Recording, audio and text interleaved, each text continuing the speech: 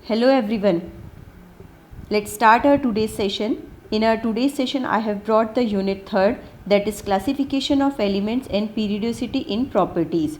So, the starting introduction of this chapter you have completed in class 10. So, first I will remind you all the starting things, and after that we will complete this chapter in detail. So, you see here, as I have written, till 18th century, number of known elements were limited and was not difficult to study. Okay, so there were limited elements, their study was very simple, but today there are more than 118 elements, so their study is too difficult now. So keeping this problem in mind, scientists tried to classify the elements. So in this chapter we will study the earlier and the modern classification of elements. Okay, so what were the attempts, those were taken by the different scientists, we will study in this chapter. So the first earlier attempt that was taken by the scientist John Wolfgang Daubernier, that we call it, this is the Daubernier triads. Okay, he was a German scientist. He was the first man who relate atomic mass with the elements. Okay, so what he said in his triads, he classified elements in group of 3 elements on the basis of similarities were called triad. What he did, first of all, he arranged the element in increasing order of their atomic masses, and he arranged, or he made a group of 3 elements that were called triads. Okay, so according to Daubernier triads, atomic mass of the middle element was approximately equal to the arithmetic mean of the rest two. This I have taught in 10th standard also. Okay, but here I am just reminding you.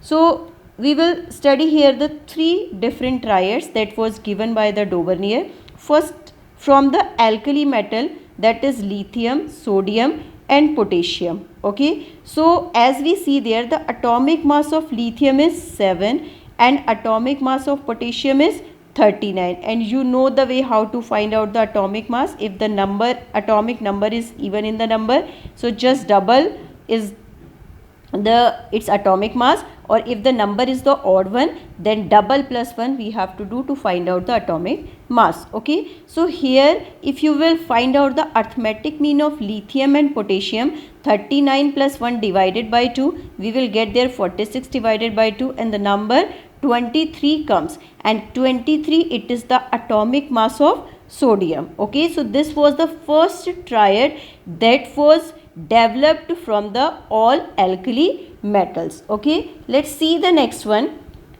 Calcium, strontium and barium. This was developed from the alkaline earth metal. Atomic mass of calcium is 40. Atomic mass of barium is 137. So if we will find out the arithmetic mean for this, 40 plus 137 divided by 2, we will get there 177 divided by 2. The number that comes in front of us, that is 88.5. Okay, but the actually atomic mass of strontium is 88, so that is nearly to the 88.5. So that was the second triad that was developed from the alkaline earth metal. Next, third triad that was developed from the halogens, that was chlorine, bromine and iodine. This is also the group of 3 element. Here the arithmetic mean of the arithmetic mean of the chlorine and iodine, that is equal to the bromine, 35.5 plus 127 divided by 2, we will get there 162.5, that is equal to 81.25. Okay, so I think you all have got it, what are the Daubernier triads. Okay, now let's come on the next point.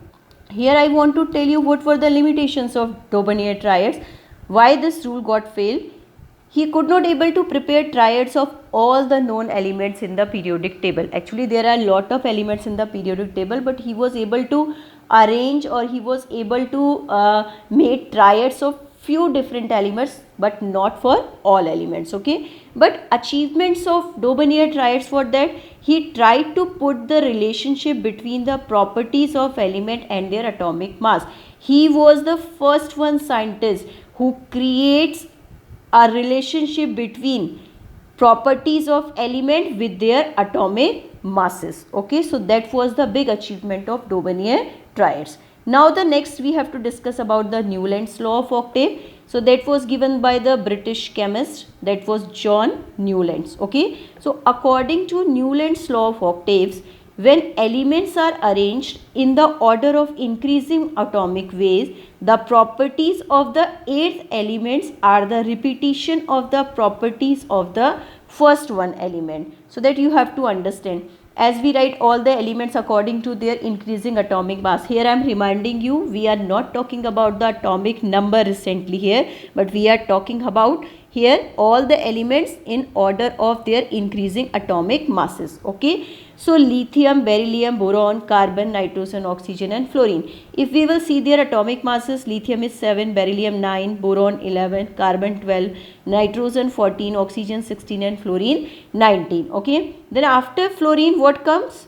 Sodium comes, then magnesium, aluminum, silicon, phosphorus, sulfur, chlorine, then potassium and calcium. At that time noble gases were not discovered, so I have not spoken after chlorine any noble gas, after fluorine any noble gas. Okay, I have not spoken. Okay, so if you will see here, then he found that when he was arranging all the elements in increasing order of their atomic masses, he got that every eighth element, that is the repetition of the first one element. Like this is lithium, beryllium, boron, carbon, nitrogen, oxygen, fluorine and sodium is to be there. Neon I am not talking about it. Okay, so now sodium is the repetition of the lithium, means the properties of sodium is almost similar to the lithium. So he compared his model with the musical notes, that is sa, re, ga, ma, pa, dha, ni, sa. So sa is the repetition.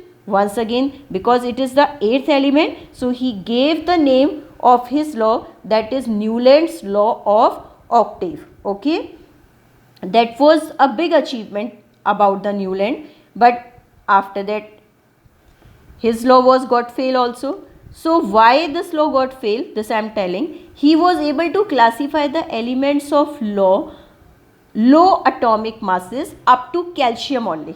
Okay, that is up to atomic mass 40. Heavy elements placed according did not show that similarities in their properties. And the second point, after the discovery of noble gas, this law got failed. Here you have to understand. As I have taught lithium, beryllium, boron, carbon, nitrogen, oxygen, fluorine. After fluorine I have written there sodium. But if you will see in the modern periodic table, after fluorine neon comes, then after that sodium comes. Okay, so after fluorine that neon comes, then sodium, that becomes the ninth element, that is the repetition of the first one element. This is not a eighth one element, so it is not a octave. So this law got fail after the discovery of noble gas. Okay, now next you have to understand the next point. He put incorrect atomic mass while placing them with similar properties. When he was arranging all the elements, so in some places he put some wrong arrangement. Okay, so that his law got failed. But there was a one big importance of this law.